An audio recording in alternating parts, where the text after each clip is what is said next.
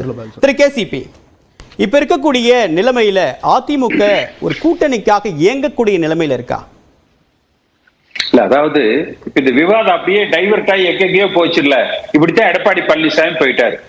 ஏன்னா எம்ஜிஆர் வெர்சஸ் கருணாநிதி அப்படின்னா வெல்வது எம்ஜிஆர், எம்ஜிஆர் ஜெயலலிதா அம்மா வெர்சஸ் கருணாநிதி வெல்வது ஜெயலலிதா அம்மா. அடுத்த காலகட்டங்கள் ஸ்டாலின் வெர்சஸ் எடப்பாடி பழனிசாமி. அந்த இடத்துல எடப்பாடி பழனிசாமி என்ன செஞ்சிருக்கணும்? மீண்டும் திமுக வெர்சஸ் அண்ணா திமுக என்று நிலைநிறுத்தி இருக்கணும். ஆனா திரு ஸ்டாலின் என்ன செஞ்சிட்டாருன்னா திராவிடம் வெர்சஸ் இந்துத்துவா என்றுதான் அவர் கட்டமைத்தார். அது 2021 சட்டமன்ற தேர்தல் ஆகட்டும், 2019 நாடாளுமன்ற தேர்தலிலேயே அந்த பணியை 2016 இருந்தே அதை துவக்கி விட்டார். அதாவது இந்துத்துவா வெர்சஸ் திராவிடம் என்பதுலதான் அவர் கட்டமைத்தார். விடுதலை சிறுத்தைகளோ காங்கிரஸோ பல கருத்து மாறுபாடுகள் அந்த கூட்டணியில இருக்கு. ஆனால் அவர்களை கட்டி அணைப்பது, ஒருமித்து வைத்திருப்பதற்கு காரணம் என்னன்னா ஆன்டி பிஜேபி. அந்த ஆன்டி பிஜேபியில அவர்கள் கட்டுண்டு கிடக்கிறார்கள். அதை புரிந்து கொண்ட திரு ஸ்டாலின் அவர்கள் இந்துத்துவா வெர்சஸ் திராவிடம் என்பதிலேயே நகர்த்துறார். திரு எடப்பாடி பழனிசாமி வந்து ஆன்டி பிஜேபிக்காக கட்டுண்டு கிடக்கிறது மக்களா கட்சிகளா?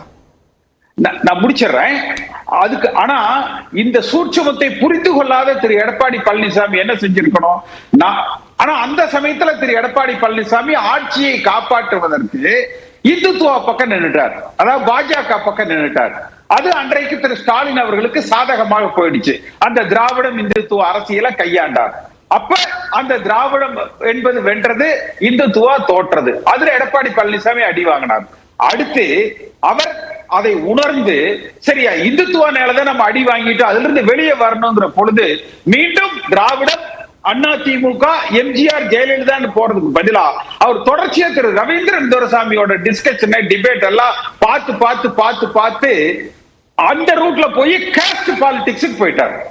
அவர் என்ன பண்ணிட்டார்? அந்த சோசியல் இன்ஜினியரிங், இந்த பிஜேபி அடிக்கடி சொல்லுவாங்க சோசியல் இன்ஜினியரிங் சோசியல் இன்ஜினியரிங்.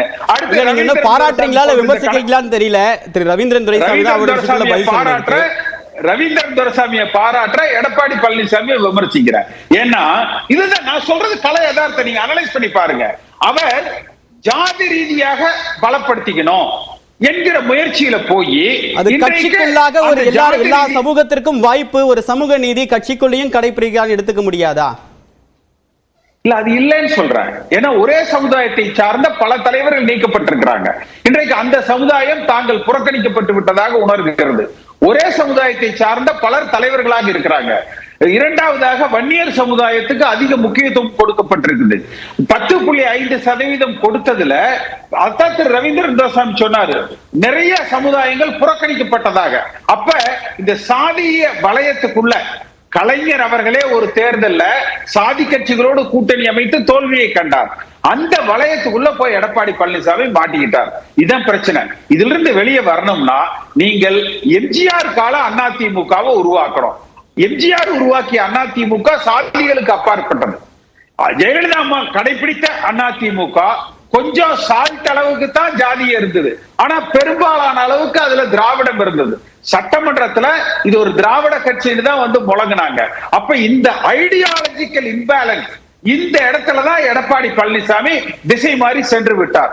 ஆனால் இன்னும் காலம் கடந்து விடல. இதை திருப்பி முதல்ல தேர்தல் அரசியலுக்கு 2 விஷயம் முக்கியம். ஒன்னு ஐடியாலஜி, அதான் இந்திரகுமார் சொன்னாரு. 2வது பர்செப்ஷன். இந்த ஐடியாலஜியை வந்து திருப்பி திராவிடம் என்பதிலும் இது எம்ஜிஆர் கட்சி என்பதிலும் அதை ரீசெட் பண்ணணும். 2வது பர்செப்ஷன்.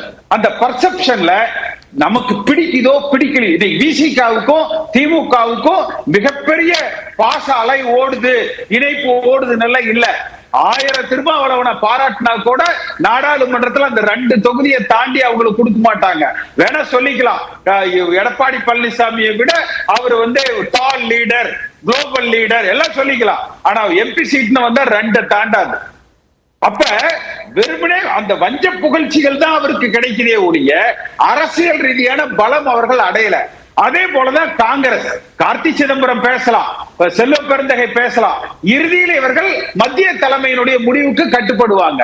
அப்ப இது எல்லாம் எது கட்டுப்படுத்துதுன்னு பார்த்தீங்கன்னா திராவிடம் இந்துத்துவா என்கிற அந்த பிஜேபிக்கு எதிராக நாம் ஒருங்கிணைய வேண்டும்.